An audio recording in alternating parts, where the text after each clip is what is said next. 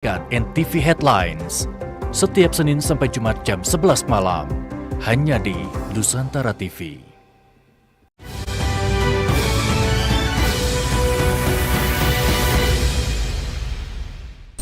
Saya sih berharap kalau pertandingan kontra PSG itu dia solid dulu nih dalam penguasaan bolanya nih. Iya. Dan kemudian di pertahanannya dulu deh. Saya Gitu. rasa kekuatannya saya rasa nanti akan di counter attack-nya sih Iya. Arsenal ini. ya pasti lebih dominan PSG ya kelihatannya. Betul. PSG kan Vitinha oke, dia bangun timnya dan memang pola permainan kaki ke kakinya gitu loh. Iya, dan mesti diakui sejak hengkangnya Mbappe dan Neymar mereka lebih cair, lebih solid mainnya. Betul.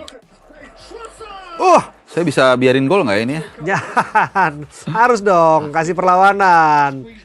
Trossard ini dia akhirnya membuktikan benar-benar efektif juga. Iya, iya. Malah kita rasa tadinya Martinelli akan bisa lebih diunggulkan dengan kecepatan. Malah Trossard ketika dia main dikasih main bebas ya, dikasih freedom gitu, malah dia bisa kasih peran di sana. Iya, Dia kayak kasih benar-benar space ya. space, kemudian ya dia bisa buktikan lah bahwa dia bisa efektif, bisa Ya. berkontribusi maksud saya. Iya, itu kan menunjukkan lagi-lagi kedalaman squad sangat perlu ya. Ketika satu nggak jalan, ada penggantinya dan kemudian juga ada persaingan. Itu yang Betul. paling penting kan. Terlepas bahwa pertandingan ini akan seru ya nanti ya. Siapa yang akan jadi player to watch nanti ini, Bung Harpa? Oh, di PSG. Dua-duanya Oke, akan jadi head to head lah mereka. Iya, kalau di PSG. Saya rasa jenderal lapang tengah ya. Justru saya melihat Kvaratskhelia ini nih. Oh iya? Iya, Kvaratskhelia ini akan jadi momok ya buat PSG. Kita udah bisa lihat lah bagaimana kiprah dia. Kalau di Arsenal ya Declan Rice menurut saya. Perannya sangat luar biasa. Kan orang sering bilang dulu mahal 100 juta. I think now ketika melihat peran dia seperti ini 100 juta menjadi sangat murah. Iya ya. Iya. Saka juga kan sebetulnya tipikal yang rajin ya. Iya. Dia nggak hanya bisa sisir di pertahanan kiri lawan, tapi dia juga bantu Bertahan. pertahanan kanan kita gitu loh. Iya. Dan itu kan semua strategi makro dari. Waduh. Saya nggak apa-apa, senang aja deh. Odegaard ya. Trossard! Wah, diomongin. Baru diomongin. Ini tanda-tanda alam. Ini tanda-tanda alam nih ya. Nah, ini Trossard. kalau golin di final bisa. Bisa jadi gol di final nih. Dan saya juga punya keyakinan Iya. dia akan turun, dia akan buat perbedaan. Dan saya harap perbedaan itu adalah bentuk gol. Trossard bisa jadi pencetak gol nanti kontra PSG. Jadi hati-hati di Budapest nanti. Menarik juga ya kalau ini juara kan jadi yang pertama buat Arsenal. Iya. Dan ya kita Pestanya akan semakin masif. iya. Kita bisa mensejajarkan lah dengan tim-tim lain yang udah pernah juara. Betul. Kemarin saya cerita sama ada salah satu temen ya, namanya Anggaraka Prabowo, dia wakil menteri Komdiji. Ya fans Arsenal juga tuh, fanatik juga. Dia cerita perjuangan Arsenal untuk merengkuh trofi juara itu sama jatuh bangunnya Pak Prabowo untuk menjadi presiden kita. Berapa kali nyoba ya? Berapa kali nyoba gagal terus sampai pada akhirnya tercapai juga cita-cita gitu kan. Memang kadang-kadang orang ada yang sekali nyoba berhasil, ada yang harus berkali-kali, ya beda-beda ya. Ada hal yang mungkin kita bisa belajar dari sini ya. Trust the process lah. Iya. Ya kita lihat lah nanti seperti apa keadaan hari ini Bung Harpa. Iya. Dan tapi kalau kita bicara Arsenal kan sebenarnya ya kita struggling itu dari 2004 karena memang kita punya goals yang lebih jauh dengan bangun Emirates itu kan kita tergerus kan uangnya. Jadi tiap tahun kita jual dulu Bakary Sakna, kita jual dulu Samir Nasri dan lain-lain. Itu kan karena itu tadi kita pengen punya stadion besar yang mengenerate duit lebih banyak lagi sampai mungkin 100 tahun ke depan. Ya selama 20 tahun lebih itu ya memang harus berkorban. Berkorban ya. Dengan pemain yang mungkin nggak bisa terlalu mewah. Tapi sekarang kan kita lihat hutangnya sudah lunas, klubnya juga punya kans untuk juara cukup besar dan sekarang udah mengeruk keuntungan bersih tiap tahun. Apakah jangan-jangan Bung Harpa ingin mengatakan Indonesia juga akan seperti itu ke depan? Iya pasti mudah-mudahan kita berharap seperti itu. Kita punya mimpi besar lah, bangsa ini menjadi bangsa yang diperhitungkan, ya kan?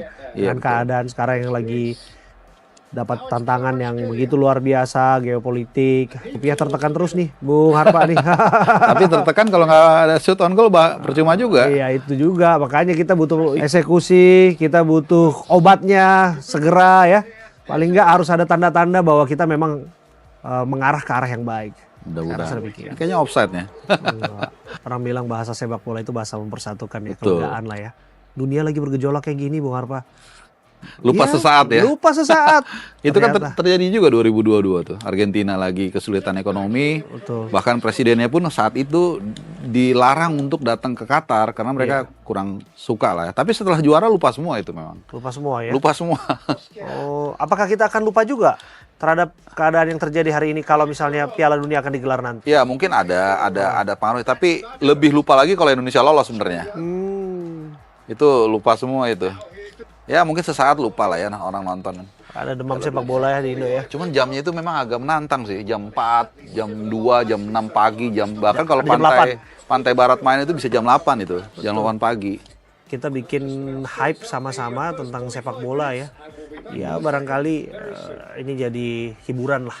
Bukan hanya hiburan, mungkin bisa jadi menggerakkan ekonomi juga kan. Iya. Jadi UMKM bisa digalang, terus kemudian pernak-pernik yang kaitannya dengan Piala Dunia itu juga bisa di-create dari industri ya, kreatif kita hari ini ya. Ya sesaat ya lumayan melupakan lah orang dengan masalah-masalah yang ada ya. Benar. Apalagi nanti kalau sudah memasuki fase grup. Nah itu kan tim-tim besar sudah mulai bentrok. Nah itu menarik tuh. Demam bola kita akan lihat nanti. Bicara soal demam bola dan Piala Dunia, pemain Arsenal adalah pemain yang terbanyak dipanggil ke Saya baru timnas tahu ya. tuh. Paling nggak Inggris. Tapi saya ingat dulu tuh Declan tahun panggil, terus ada Eze, kemudian Saka, ya. Raya main juga di Spanyol, Mosquera, Saliba, ada Gabriel yang panggil juga, Martinelli Brazil. masuk juga tuh Brazil, Martinelli sama Magalhaes, terus Odegaard main di Norway sama Haaland tuh. Jadi tadinya saingan sekarang jadi kawan, ya kan? Havertz main di Jerman, jadi pemain Arsenal tuh rata-rata masuk semua. Tapi gini, saya ingat dulu 2010. Satu lagi, sorry, Zubimendi di Spanyol. Zubimendi ya. Jadi 2010 itu seingat saya ya. Sama sorry, Gio Keres jangan lupa. Gio Keres Swedia udah pasti ya. Betul. Jadi saat itu seingat saya nggak ada pemain Arsenal sama sekali di timnas Inggris.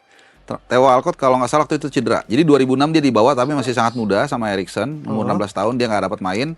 Theo, 2010 ya 2010 dia sudah cukup reguler tapi cedera. Betul. Nah, waktu itu fans Arsenal bilang gini, saya di Inggris, dia bilang gini, kita justru senang nggak dipanggil, nggak di tim nasional Inggris. Kenapa?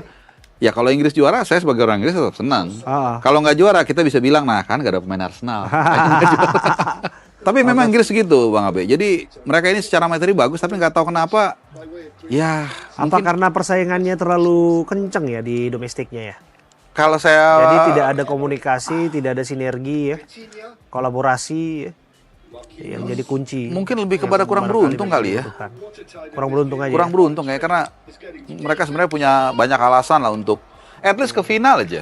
Sejak 66 kan nggak pernah ke final mereka. Betul. Kroasia itu yang paling menarik. Negara cuma 3,5 juta penduduknya, bisa ke final, bisa ke semifinal.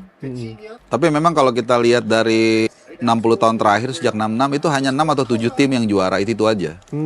Dan semua rata-rata secara jumlah penduduk itu relatif besar lah. Inggris tahun 66, kemudian Brazil dan Argentina, Spanyol, Prancis, Italia, Jerman. Udah itu aja. Tapi kita lihat, saya sih berharap Inggris ini bisa kasih warna lah nanti di Piala Dunia. Iya. Menurut saya mereka punya pemain-pemain ya bisa diperhitungkan ya. Ada Bellingham juga yang ternyata dia merantau juga kan. Iya, Bagus juga kan. Yang agak disayangkan mungkin Kane Italia kan? yang nggak lolos ya. Merantau juga. Iya, sayang banget tuh. Kalau lolos kalah main juga Ricci Calafiori itu. Oh iya, kalau Fiori ya pasti masuk ya. Masuk juga. Dan kalau Fiori ini saya ingat dia kan saya suka AS Roma juga dan dia tuh ditonjolkan itu di AS Roma di bawahnya Mourinho. PSG ini akan dominan, diunggulkan sehingga kalau Arsenal bisa mempertahankan sampai menit 60 misalnya at least nggak kebobolan lah, anggap aja nggak kebobolan. Itu pressure akan ada di PSG. By the way, kalau misalnya saya gantian nanya sama Bang Abe. Kalau misalnya Arsenal juara Liga Champions, apakah Declan Rice layak mendapatkan Ballon d'Or?